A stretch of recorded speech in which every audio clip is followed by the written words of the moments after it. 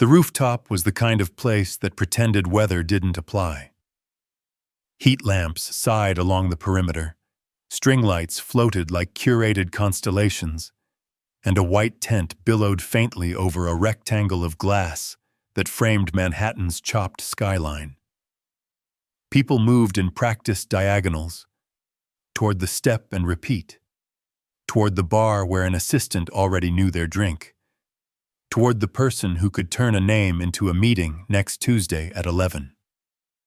Noah stood near the railing where the wind still remembered the river.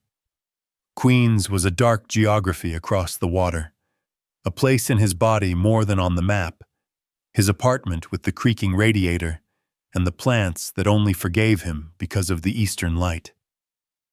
He had come here because Serena had asked, and because old habits carried their own traction. She'd texted him an invitation with a neutral heart, the colorless one, and added, "Would love for you to meet some folks. No pressure. PR mixer for a foundation partnership, rooftop at Hudson Canal. Nothing heavy." The words had been arranged like furniture so you wouldn't notice what was missing. He felt the elevator doors open behind him, felt the temperature shift around her before he turned. Serena's laugh placed itself. Then she was there. Dark hair swept into something that looked effortless and cost not only money but attention, the kind of attention that rewrites a face. Her dress kept changing shades as she moved, absorbing the light and giving it back in edits. She placed a hand on his forearm, the way you place a hand on a museum sculpture when no one is looking. Tender, brief, with a memory inside it. "You came," she said. And for a microsecond, it wasn't the rooftop or the city. It was the kitchen in Sunnyside at 1 a.m, the glow of their laptops, the smell of burnt popcorn because they'd forgotten time while arguing about an ending. He was the only person he knew who thought popcorn could taste like regret. "I said I would," he answered. And the answer felt like a primitive tool he used to build a present that wouldn't hold. A woman in a fitted blazer drifted over with the glide of someone who steps on rugs instead of sidewalks. Serena's hand slid from Noah's arm, but her smile stayed. She turned to the woman, then to the man already beside the woman, a small triangle forming that excluded and invited in the same gesture. "This is Noah," Serena said. "An old friend." The phrasing landed with the weight of something that looked light. Old friend. A category that sounded safe. A room with soft furniture. He nodded automatically and shook hands and supplied the stand-in bio he'd learned to carry. Documentary editor, mostly public television, independent projects when rent allowed. He watched Serena's mouth move as she framed him. He did this beautiful piece on neighborhood mothers during the pandemic. She had once called that film their child, and had cried at the rough cut because the sound of a stroller wheel on cracked pavement had wobbled like a voice. Now she trimmed the sentences into something that would fit the space. The woman offered a card without looking at it. The man laughed about budgets and deliverables and how truth was a brand value if you did it right. They were kind, or at least polite, which in this city often cost the same. Serena kept a light touch on the conversation, as if she were steering a boat with 2 fingers. Noah found himself answering questions with half-answers. Yes, he freelanced. Yes, he had a project in post. Yes, he lived in Queens for the light, which they took as a joke, and he let it be one. Someone called Serena's name from near the bar, where a clump of donors gestured at napkins as if they were contracts. She excused herself with a look that could be read a dozen ways. "I'll come find you," she said, and then she was in motion, absorbed into the traffic of people whose faces were billboards for their lives.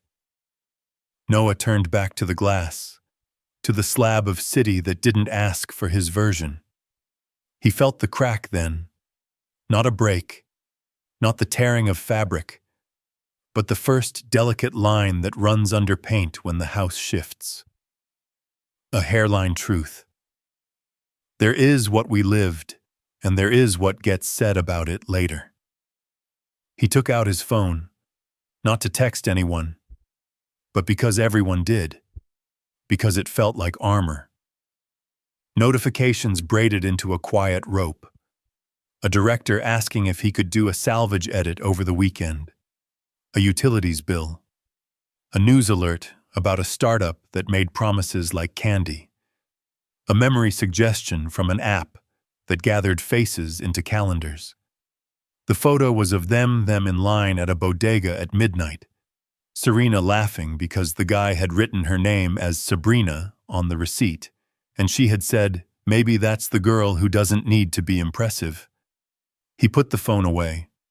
A staff photographer moved like a fish through water, capturing angles of applause that hadn't happened yet. "Can we grab you by the wall?" The photographer asked a couple in coordinated indifference. Serena reappeared, trailing a small comet of people. Her hand found the small of Noah's back, proprietary only for the breath it took to locate him. "Come meet Ben," she said. "He's with Whitaker Group." The name was familiar on purpose. Graham Whitaker's fund had become a synonym for the city's young money, for the belief that disruption was a sacrament. Serena had begun to orbit those rooms in the past year, bringing her talent for arranging a narrative like flowers. Ben shook Noah's hand with both of his, warm, practiced. "Serena's told us about your work," he said, "and the U.S. was a continent you couldn't see on a map. We might actually have some branded content needs in Q4, founder stories, that sort of thing. Tasteful, human." He said human the way a person says gluten-free. "We're really proud of the new pipeline," Serena added, eyes on Ben, not on Noah. "It's good to have friends in the room who get it." Noah smiled the way you smile at a distant relative in a funeral home. His chest tightened, not from jealousy exactly, but from the shrinking of a space that had been theirs. Their arguments about integrity, about cuts that removed a hard truth because the subject cried too beautifully, those had been intimate too. He remembered the way Serena had once said, softly but without apology, that the version people accepted could be more ethical than the mess they'd reject. He had argued the opposite, and then they'd stopped arguing for a while, touching the sore places like you test a tooth. Ben was saying something about an event later in the month, and Serena was nodding in that small economy of movement that said yes and later, and of course. The pageantry of competence moved around them. A DJ adjusted a playlist no one was listening to. A woman took a selfie with the skyline and captioned it with a quote about grit. The heat lamps exhaled. "Excuse me," Noah murmured. He wasn't sure to whom. He navigated to the edge where the tent lifted and the night spilled in. From here, he could see the river threaded with silver. He thought of his editing timeline waiting in Queens, of the precise little choices that built truth, frame by frame. A held breath, a hand on a doorknob, a streetlight that refused to turn. He thought of the sequence he had once cut of Serena walking home after a failed pitch, her shoulders hard, her mouth set. She had wanted that removed because it made her look human in a way she hadn't authorized yet. He had removed it. They had gone to bed angry and careful. Behind him, voices rose in a polite crescendo, then fell. "Old friend," he repeated to himself, testing the phrase like a shoe he wasn't sure fit. He could live inside that category if he had to. He could be archived. Naming it didn't stop the crack from lengthening, but it told him where to look when things started to come apart. He reflected on the edit he would make if this were a scene. He'd leave in the wind, lifting the tent. He'd cut to Serena's profile, then to his hands on the cold railing. He'd let the music swell for a second, and then drop it out so you could hear the city breathing, the promise and the lie, layered until they were indistinguishable. Serena's voice approached, soft, a register only he knew. "You okay out here?" She stood beside him without touching. The lights threw a net across her cheekbones. For a moment her face held both versions, the woman who had cried at the stroller wheel and the woman who could sell mercy. He wanted to say something dignified and casual and loyal to the past.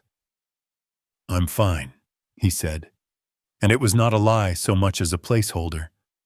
She nodded, a quick edit, and turned back inside because she had to, because the story was moving without them. He stayed by the railing a minute longer, then followed, feeling the floor underfoot shift a millimeter, the kind of shift buildings absorb for years before a crack admits itself to light. By late autumn, the announcement came not as a surprise but as a confirmation of what the city already whispered.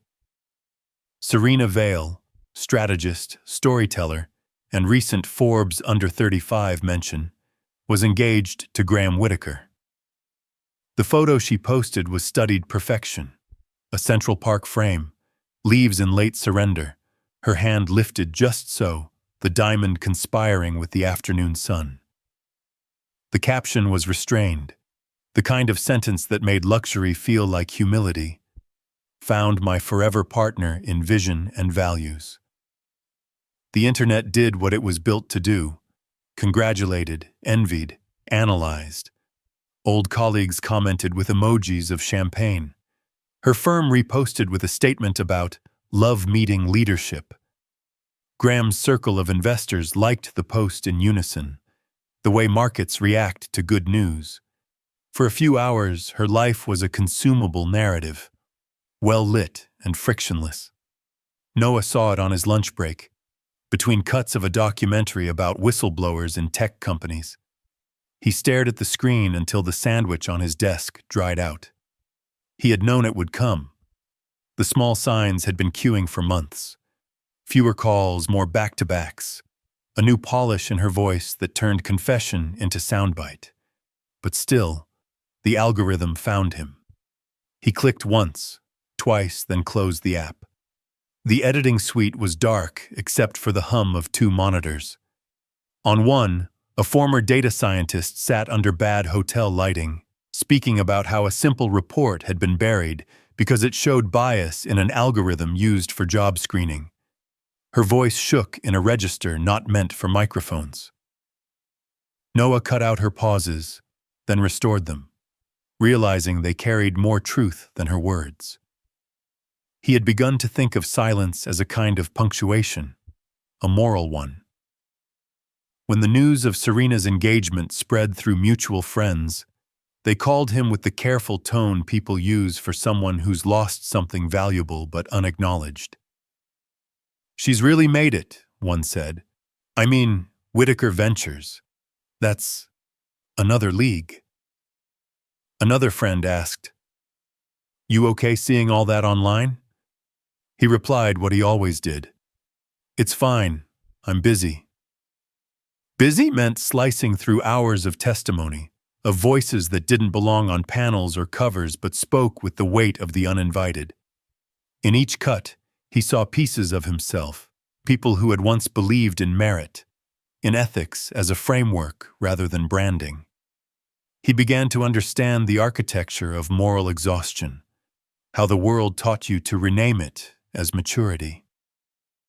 At night, when the edits blurred, he walked home through the colder air of Queens. Apartment windows glowed like minor miracles. Ordinary dinners, kids' laughter, a woman painting her nails over the sink. He remembered the way Serena used to talk about upgrades, not in cruelty, but in inevitability. "We all evolve, Noah," she had said once, half asleep. "You just don't want to." At the time, he thought she meant ambition.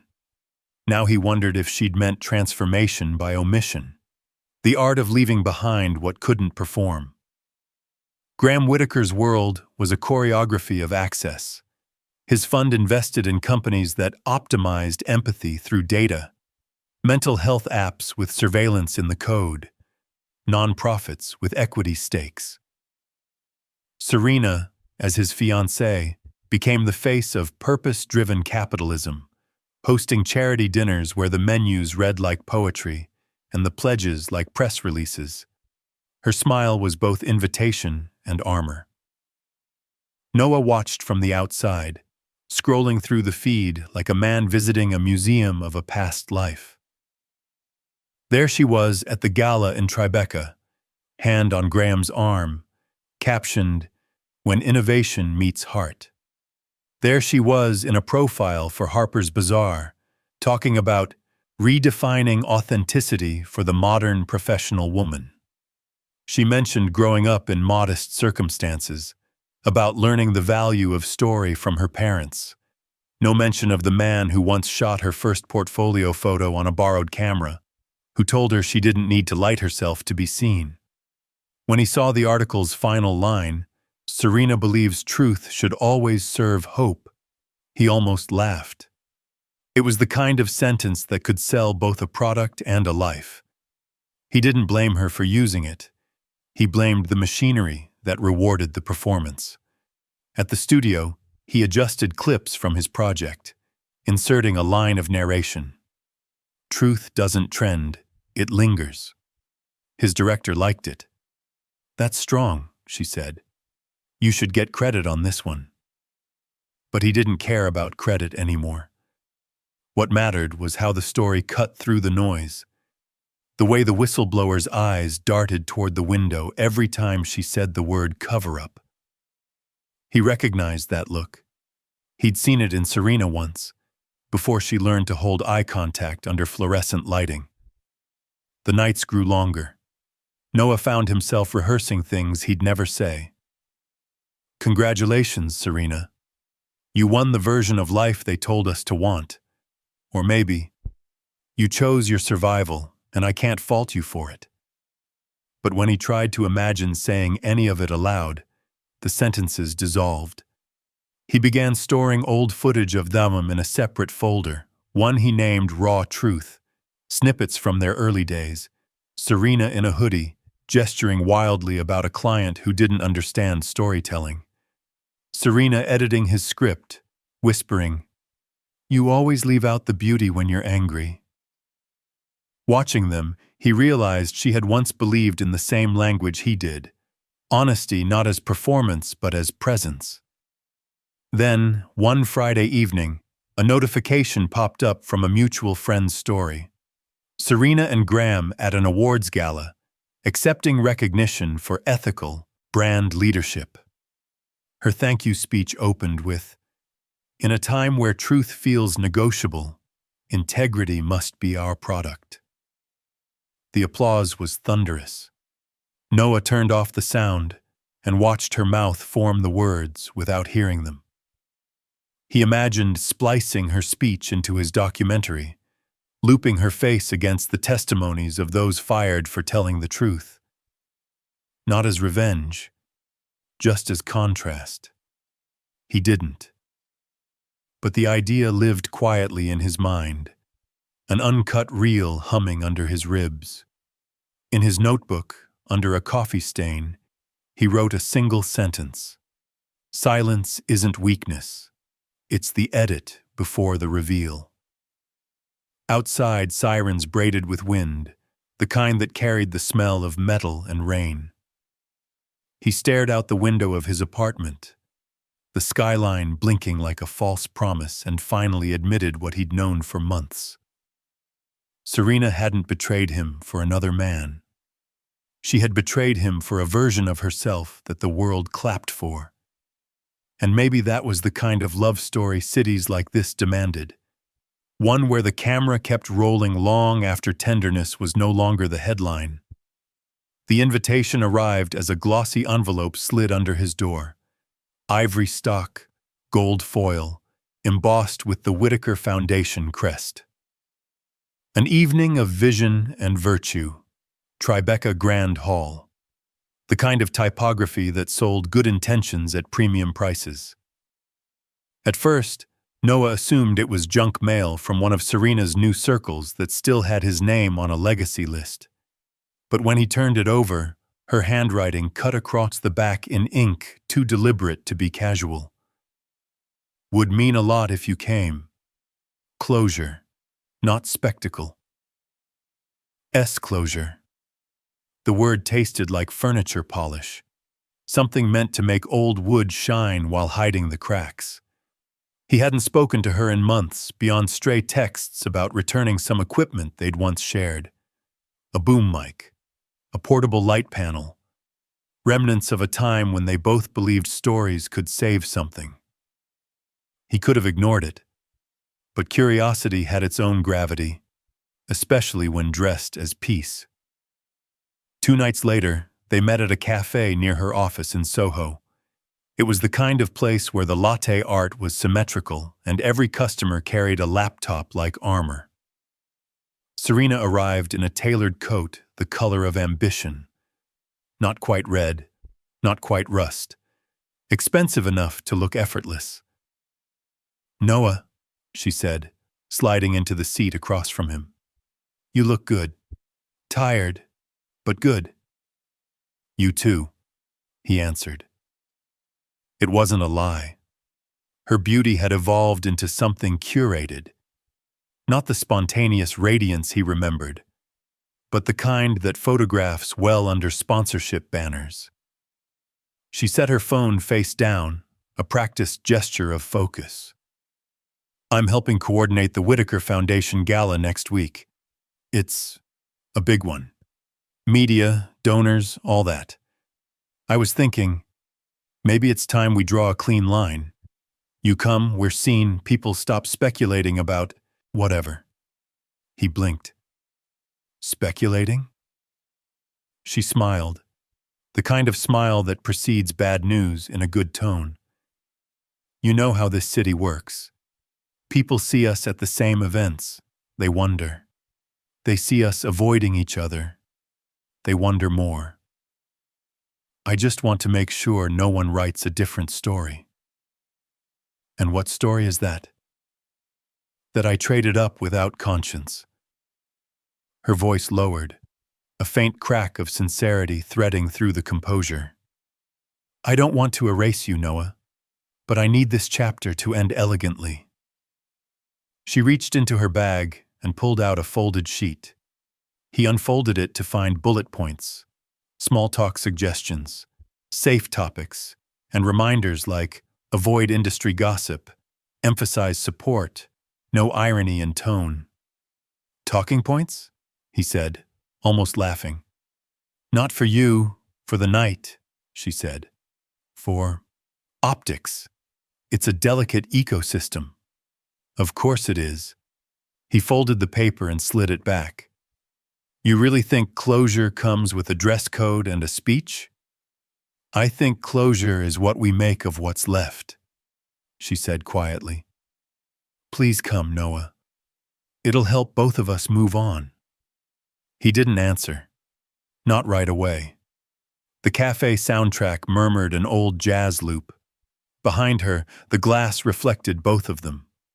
His unshaven tiredness beside her camera-ready glow. 2 ghosts occupying the same frequency, both pretending to be fluent in afterlife. He said yes, eventually, because she'd asked gently, and because part of him still believed she was capable of truth when no one was watching. That night, unable to sleep, he opened his laptop to check the latest footage. His desktop was a storm of folders: Whistleblower Final V8, Serena promo reel, raw audio no filter. One folder caught his eye: Whitaker campaign refs. It was something she'd sent months ago during their friendly phase. References for a pitch video her firm was producing for Graham's fund. He'd forgotten it existed. Inside were polished clips, but also drafts, internal notes, metadata, and screenshots of emails. The messages were between Serena and one of her associates, labeled Re-Narrative Direction. We need to massage the messaging on the risk section, pivot toward innovation and leadership instead of algorithmic bias. Don't use the whistleblower language. It invites scrutiny. Another read, if the press asks about the testing data, cite the Foundation's mental health initiative, reframes the conversation toward empathy. We can seed it with the right journalists. Noah scrolled, the words stacking like weights. Serena wasn't just telling a cleaner story. She was helping Graham's company bury warnings about its core product, an AI mental health app that, according to the whistleblower in his film, had quietly sold user data to insurance partners. He opened a video draft labeled Promo2 Final.move. It was Serena's voice narrating over soft piano and B-roll of smiling users. We believe in technology that heals without harm. The irony made his stomach twist. For a while, he just sat there, the screen light flickering over his face. The realization wasn't cinematic. It was slow, granular, like learning that trust decays molecule by molecule. He thought of her plea, closure, not spectacle. Maybe what she wanted wasn't closure at all. Maybe she just needed him to stand beside her one last time, silent and compliant. Proof that she could reframe history without resistance. His phone buzzed with a text from her, "Thank you again. You'll be glad you came. It'll be good to see you among people who remember what we built." He stared at it for a long time before typing, "Sure, I'll be there." Then he added, almost as an afterthought, "Would love to see what you've built, too." The cursor blinked. He didn't send the second sentence. He deleted it, closed his laptop, and sat in the dark listening to the city's hum. A rhythm that once made him feel alive and now sounded like applause for something hollow. On his desk, the folded talking points waited, neat and harmless. He imagined them as a kind of contract, unwitnessed and binding only by habit. He already knew he would go. He already knew he wouldn't follow the script. When he finally slept, his dreams played like footage. Serena smiling at a gala podium, cameras flashing, her voice warm and false. Then, in the background, a screen flickering with emails.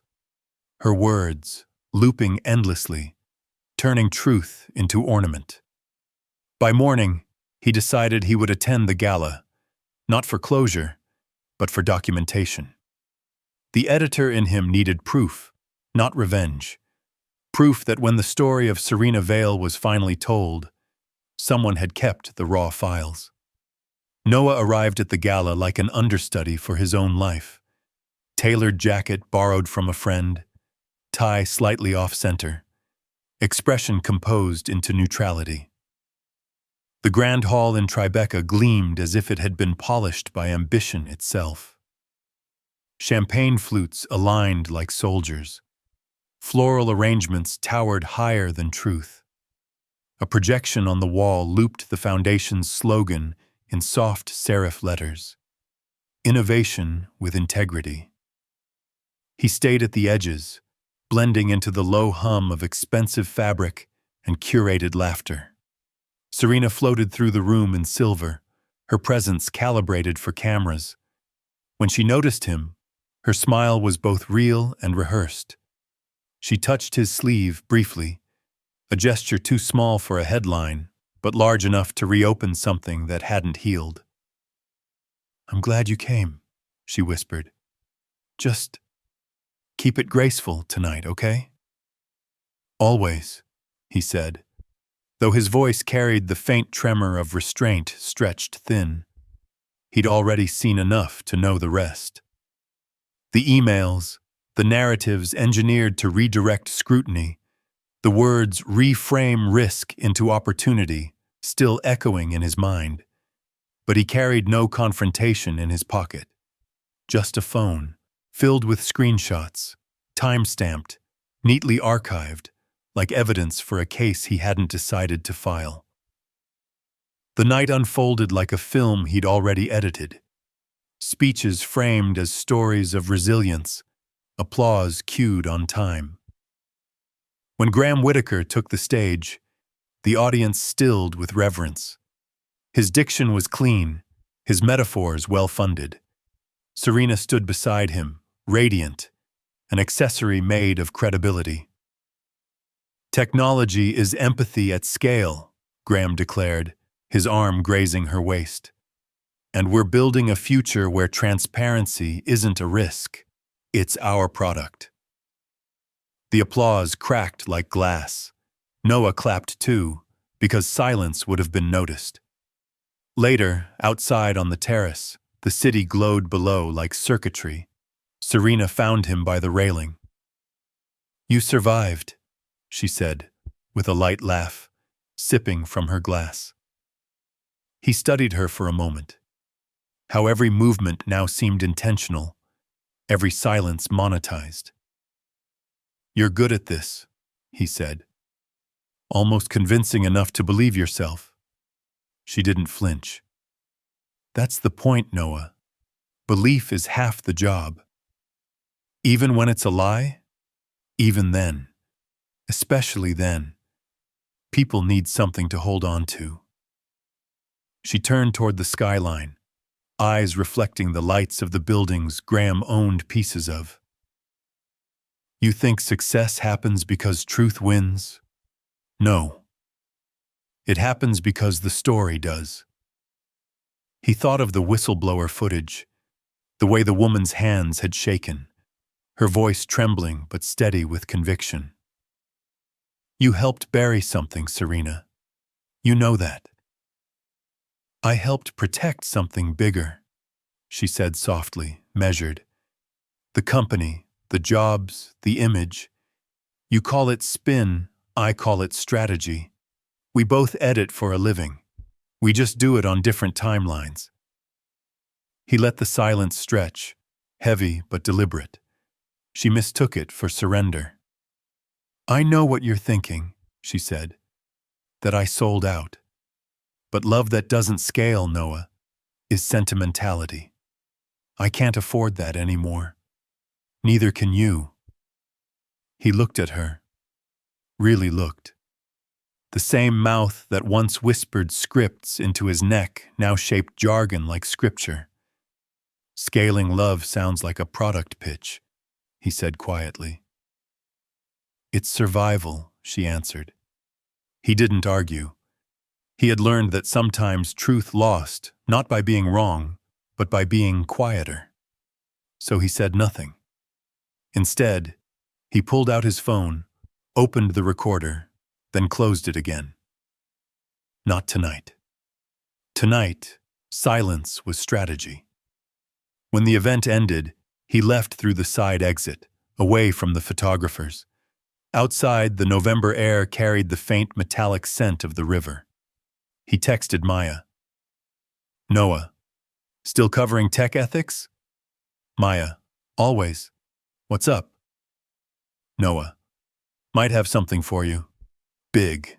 Not for print yet." Maya, "The kind of big that needs off-the-record coffee?" Noah, "Yeah, tomorrow. 9 a.m., corner of Orchard and Grand. Bring discretion." He didn't sleep that night. He sorted through the files like a man organizing ghosts, screenshots, drafts, voice memos, fragments of spin. By dawn, he had them labeled and backed up twice. Not to expose her. Not yet. Just to ensure that when truth came looking for a witness, it would find him ready. At the cafe the next morning, Maya arrived with the same reporter's posture she'd had when they worked together. Eyes alert, compassion folded beneath skepticism. "You look like you haven't slept in a week," she said. "Try a year," he replied, sliding a USB drive across the table. "You didn't get this from me." She hesitated.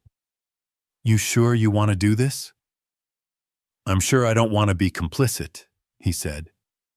Everything in there ties Graham's company to data exploitation, and Serena's firm to the cover. They'll call it narrative control. I call it erasure. Maya studied him. You're still in love with her, aren't you? He exhaled. That's not the point. It never is, she said, but it always is. He smiled without humor. Just keep it quiet for now. If you run it clean. When she left, he sat alone, watching the city wake. Deliveries unloading, subways trembling underfoot, people already performing their versions of honesty. He didn't know what Maya would do with the material, or when. What mattered was that it existed somewhere beyond his hard drive. That silence had not become complicity. Back in his apartment, he found the talking points Serena had given him, still folded in his jacket pocket. He unfolded them, read the neat lines. Keep things elegant, avoid emotion, don't make it personal. Then he struck through each line with a pen until the paper was cross-hatched with black. For the first time in months, he felt something close to peace. Not triumph, not revenge. Just the quiet certainty that he had stopped editing himself out of the story. The ballroom smelled of money dressed as generosity, crystal glassware, candlelight in tall columns, music mixed to sound effortless. A live quartet played covers of songs that had once meant rebellion, but now signaled refinement. The event was the Whitaker Group pre-IPO fundraiser, but everyone knew it was more coronation than cause.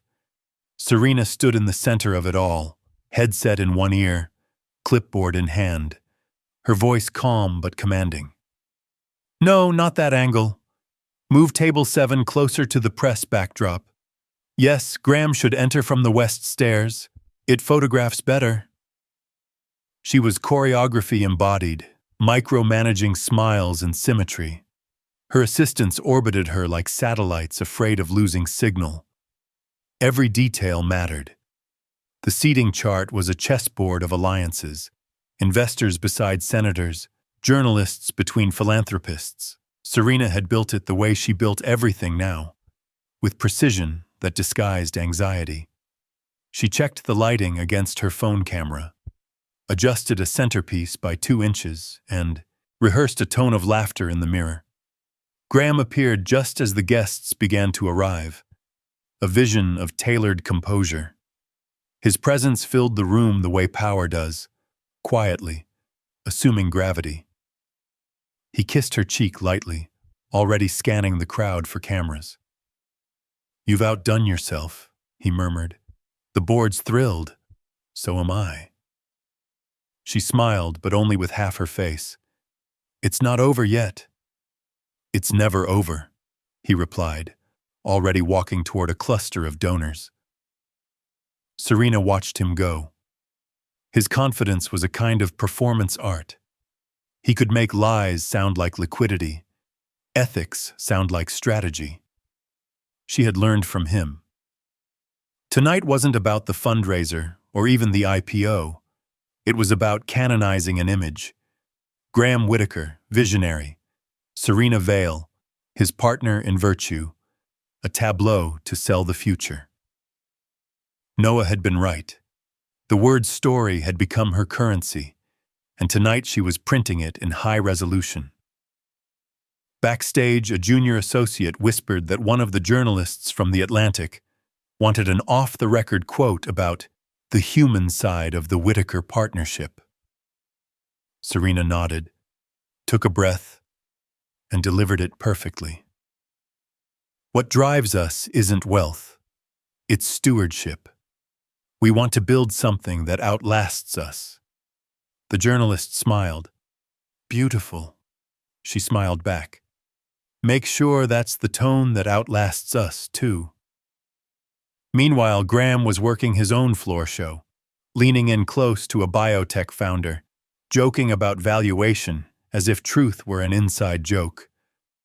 "Transparency," he said, "is an asset class. You just have to know when to trade it." The men around him laughed. Serena caught that line from across the room. Her smile didn't falter, but she felt the words land somewhere beneath her ribs. She turned to one of her assistants and whispered, "Refresh the champagne. We don't want the energy dipping." Outside the frame, beyond the shimmer and applause, Noah watched from the periphery. Maya had given him nothing yet, just a brief text that morning. "Still confirming sources. Be patient." He stood near the back wall, pretending to film, a borrowed camera slung over his shoulder. In a way, he was filming, his eyes cutting scenes into memory, cataloging the careful deceit. He could see how Serena orchestrated it all, the way she adjusted Graham's cuff before a photo, the way she tilted her body toward the light, the way she called everyone dear without meaning it. She wasn't acting. She was living inside the script she'd written, and maybe that was worse. When the speeches began, Serena took the stage after Graham. Her voice, amplified and melodic, filled the space. "When we talk about innovation," she said, "we're really talking about faith. Faith in human progress, faith in each other. That's what tonight is about. Believing that doing good and doing well can finally mean the same thing." Applause rose on cue. She smiled, scanning the crowd until her gaze brushed Noah's. A flicker. Recognition. Maybe guilt. Maybe nostalgia crossed her face. Then it was gone, replaced by composure so flawless it hurt to look at. Afterward, in the green room, she checked her phone. Trending hashtags, live stories, media mentions. Each one a pixel of the myth she'd built. Her reflection in the dressing mirror looked like a stranger made of light.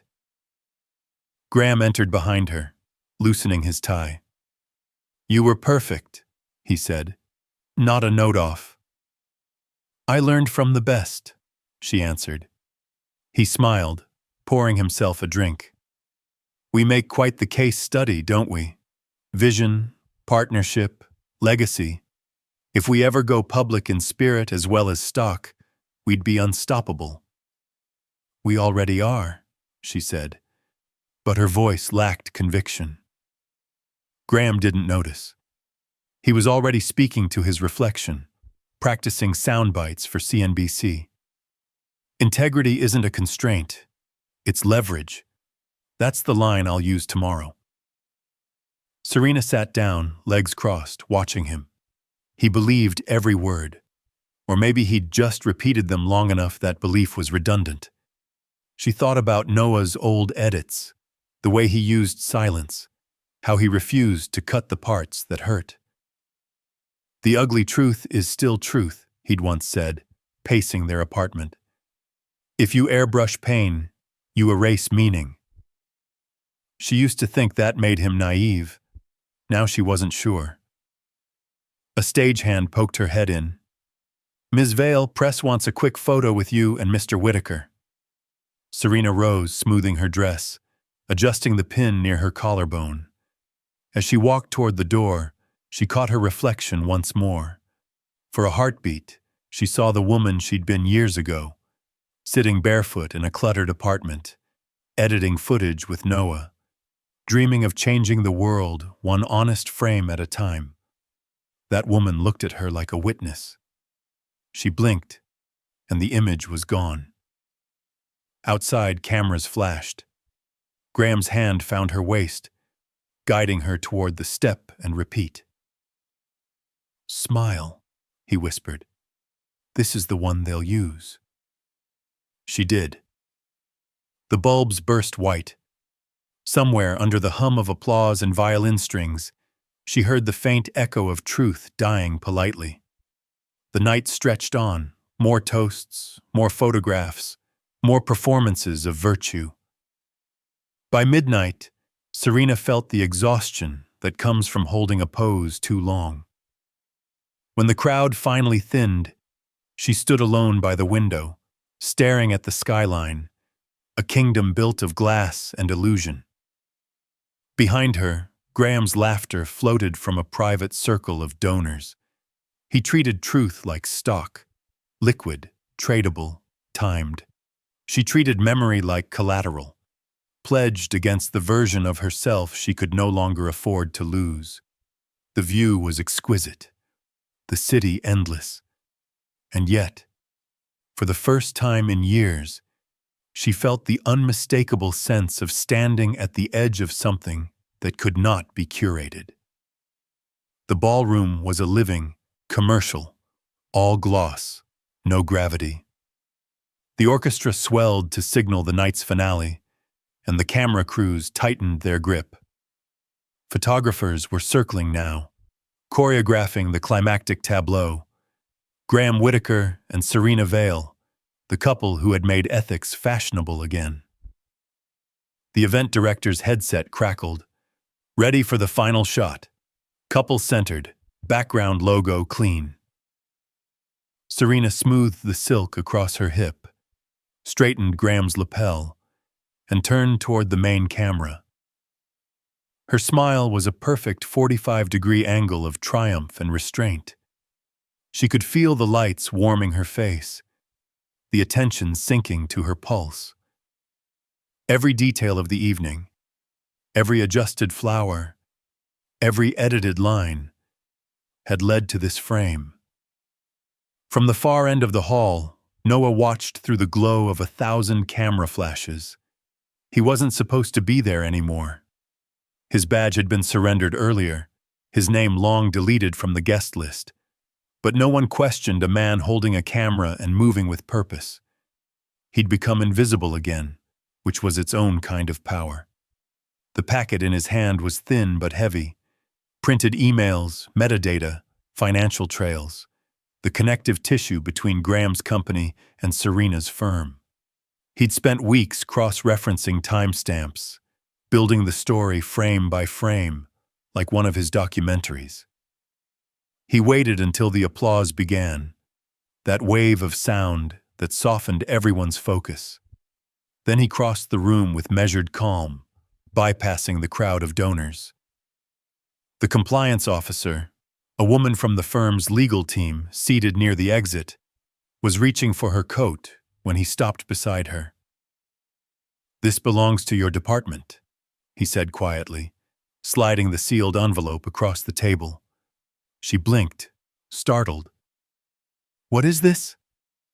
"Receipts," he replied, and before she could ask anything else, he was gone. At the same moment, his phone buzzed in his palm. He opened the text thread with Maya and sent a single message. "Drop the file. Timestamp, 10:42 p.m. Then he uploaded the encrypted archive, emails, drafts, the audio of Serena's meeting about reframing risk. It was the cleanest cut of his life. The orchestra reached its crescendo. The cameras panned toward the stage. Serena and Graham stood side by side under the foundation's slogan, "Innovation with Integrity," glowing like deities of image management. The crowd surged forward, phones lifted, and then, like a tide shifting directions, the energy in the room changed. The first murmur came from a junior associate glancing at her phone. Then another, louder. Screens lit up across tables, alerts, push notifications, breaking headlines. Whitaker Ventures under scrutiny for data misuse allegations. The subhead appeared seconds later. Internal documents suggest narrative manipulation by PR partner Vale & Co. The air thinned. Conversations faltered. Someone near the press table stood up, cameras, pivoted. Not toward the stage now, but toward the screens, toward the confusion unraveling in real time. Graham's face hardened, his practiced charm twitching into calculation. "Turn that off," he muttered to an aide. "Get comms on the phone now." Serena, mid-smile, sensed it before she saw it. Her phone vibrated in her clutch. Once, twice, then continuously. She glanced down, a notification banner, her name attached to words she hadn't written. Emails reveal PR orchestration. She scrolled instinctively. Screenshots, her voice lines, her signatures, stripped of context and spun into the truth she'd buried. Her breath caught. The smile stayed. But it was no longer hers. It belonged to muscle memory. Graham turned toward her. "What the hell did you do?" She began, but the sentence fractured. Cameras, now hungry for chaos, zoomed closer. The couple who had embodied virtue at scale stood motionless under the collapsing weight of their own branding. From across the room, Noah watched her expression flicker. Disbelief, calculation, and then something raw. It wasn't guilt, not yet. It was recognition. She knew exactly whose hands had built the story, now undoing her. Their eyes met for a fraction of a second across the chaos. Hers widened in disbelief, searching for an explanation that could still be cinematic. His didn't offer one. He stepped aside, literally. A small movement that cut him out of the shot, as photographers repositioned for the new angle. Graham's fury, Serena's unraveling, the Foundation's glowing logo behind them like an accusation. Security moved quietly, whispering into earpieces. Guests began pretending to take calls, exiting with polite urgency. The orchestra faltered, then stopped mid-measure. The silence that followed was louder than applause. Serena turned toward the cameras, trying to speak, to reclaim narrative. "There's been—" she started, but the words collapsed under the weight of her own spin. Her voice wavered, her PR-trained rhythm gone. "It's a misunderstanding." But the reporters, already typing, didn't need her anymore. The story was writing itself in real time. Graham handed his glass to a server and walked off stage without looking back. His security followed, whispering logistics into headsets. Serena stood alone under the lights, still smiling because she didn't know how not to. The cameras, merciless and unblinking, captured the precise second the expression broke. The tiny tremor at the corner of her mouth, the half-second of stillness before she exhaled. It was that breath, shallow, human, unscripted, that erased the last of her composure. Noah slipped out before anyone noticed. Outside, the night air was cold and honest. Sirens wailed somewhere in the distance, maybe connected, maybe not. He walked toward the subway, the city's pulse steady beneath his feet. On a nearby billboard, Serena's campaign still glowed, her face lit with purpose, tagline beneath. "Truth you can trust." He looked up at it, then down at his reflection in a rain puddle. For once, he didn't feel vindicated. Just clean. Back inside, Serena's publicist was screaming into a phone. Photographers were already selling the shots to news outlets. In one of them, the one that would go viral by morning, she's mid-turn, smile evaporating, eyes searching the room for the person who'd just ended her performance. Noah's nowhere in the frame. He'd already left it behind. Morning arrived not with sunlight, but with noise. The relentless ping of headlines blooming across every screen in Manhattan. Whitaker under investigation. Ethics firm implicated in data cover-up. Serena Vale, face of innovation with integrity. Silent as PR scandal unfolds. By 8 a.m., sponsors were already calling Serena's firm. We'll be pausing all campaigns until clarity is established. Clarity, that graceful word people used before they fled. Legal counsel filled conference rooms, screen shares replaced champagne, and every conversation began with the same sentence: we need to control the narrative. But there was no narrative left to control. The leaked documents, complete, time-stamped, authenticated, had gone everywhere at once. Internal memos, email threads, even the annotated drafts of Serena's reframed language for Graham's app. It wasn't scandal by rumor, it was scandal by receipt. At Vale & Company, the office that once smelled of curated candles and confidence now reeked of panic. Serena sat in the glass conference room while her team debated crisis language in hushed tones. "We'll position this as an isolated oversight," one partner said. "We emphasize learning, growth, accountability." Another countered, "We can't use the word oversight. It implies negligence." Serena said nothing. The words swirled around her like airless static. She stared through the glass at the city below, taxis moving in stubborn lines, delivery bikes slicing through traffic, people scrolling past other people's disasters. Somewhere, someone was already building the next crisis to replace hers. Her assistant entered quietly and placed a tablet on the table. "Press wants a live comment." Serena didn't look up. "Schedule it for tomorrow. I need to see the statement first." Her assistant hesitated. "They're saying your silence looks like guilt." "Then let it." When the room emptied, she found herself alone for the first time in weeks.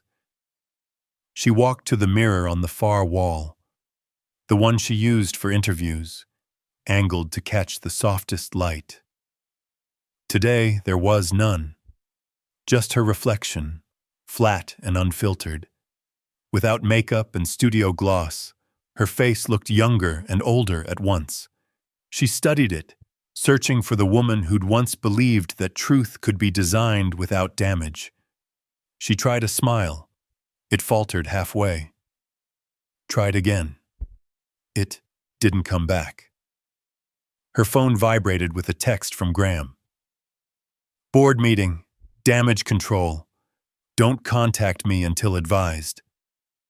She stared at it until the screen dimmed.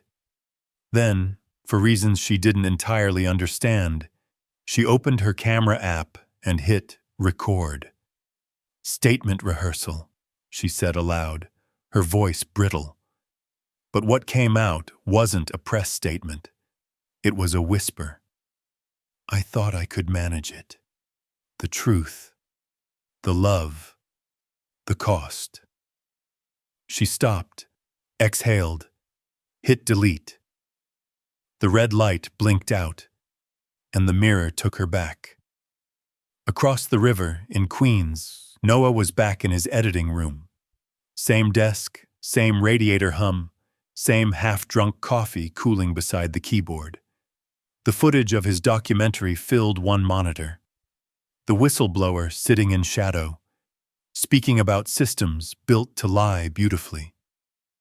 He played the sequence again, adjusting the color balance, listening to the pauses between words.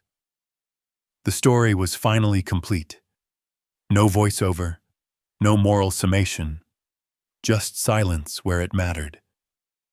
He watched it through once more, and when it ended, he leaned back, exhaling a kind of breath that wasn't triumph but release. The news played faintly on a small screen nearby. Serena's name scrolled across the ticker like weather. Inevitable passing.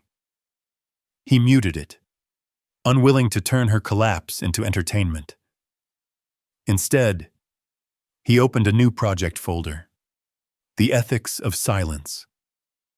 Inside, he dropped the final cut of the whistleblower film and renamed it Version 1, Truth, as it happened. Outside his window, the city churned, uncaring. Somewhere across the river, Serena was probably still crafting her statement, searching for language that could outtalk evidence. But he knew the truth about language. It could bend, but it couldn't resurrect trust once you'd traded it for status. That night, she left her office after dark, alone. The streets were wet, reflecting the red of taillights. She walked without direction until she reached the river. The skyline glittered across the water. Her empire. Her mirror. She whispered, "I built a story and called it love." The wind carried it away. In Queens, Noah exported his film, watching the progress bar crawl forward. When it finished, he didn't post it or pitch it. He simply saved it, closed the laptop, and turned off the lights. For the first time in years, the silence in his apartment didn't ache. It breathed. Winter passed quietly, the way scandal fades when the world finds new material. The Whitaker case had turned into a slow, bureaucratic unraveling. Hearings, settlements, a parade of redacted apologies. No one went to jail. No one ever did. But the city had already moved on, its appetite for ruin briefly sated. Serena Vale disappeared from its noise. She resigned from her firm with a one-sentence email. Effective immediately, I'm stepping down to reassess my role in the narratives I helped construct. No farewell tour, no press strategy, no speech about resilience, just absence. Her apartment in Tribeca, once a gallery of self-presentation, became unrecognizable. The PR awards were boxed in a corner. The designer gowns hung untouched, silent trophies of a campaign she could no longer defend. She replaced them with plain notebooks, handwritten drafts that began with dates instead of hashtags. At first, she wrote press statements she would never send, variations on, "I take full responsibility," each one more ornate and hollow than the last. But slowly, the tone shifted. She began writing to one person instead of a public. "Noah, you were right about silence. I used it to control. You used it to protect. I thought integrity was an aesthetic, something that could be managed. You knew it was a boundary. I don't expect forgiveness, only that the truth stands cleaner now that it doesn't have my fingerprints on it." She printed it, sealed it, and left it on her desk for weeks before realizing she would never send it. The letter wasn't for him. It was for the part of herself she'd kept in storage too long. Eventually, she found work again, not in PR but consulting for a small nonprofit that helped low-income students navigate digital privacy laws. The office was small, the salary smaller, but the air felt breathable. When people there spoke of truth, they meant it literally. Across the river, Noah's life had taken its own quieter turn. His film, The Ethics of Silence, had been picked up by a small independent festival. It wasn't flashy. It screened on a Tuesday night in a theater that still smelled of old popcorn and tape glue.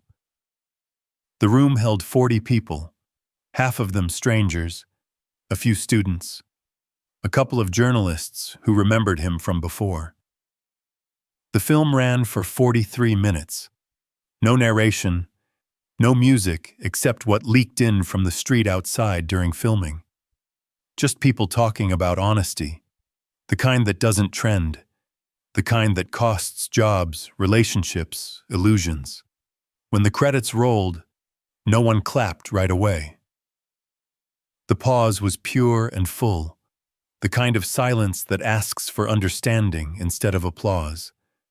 Then the clapping started, slow and real. It wasn't thunderous. It didn't need to be.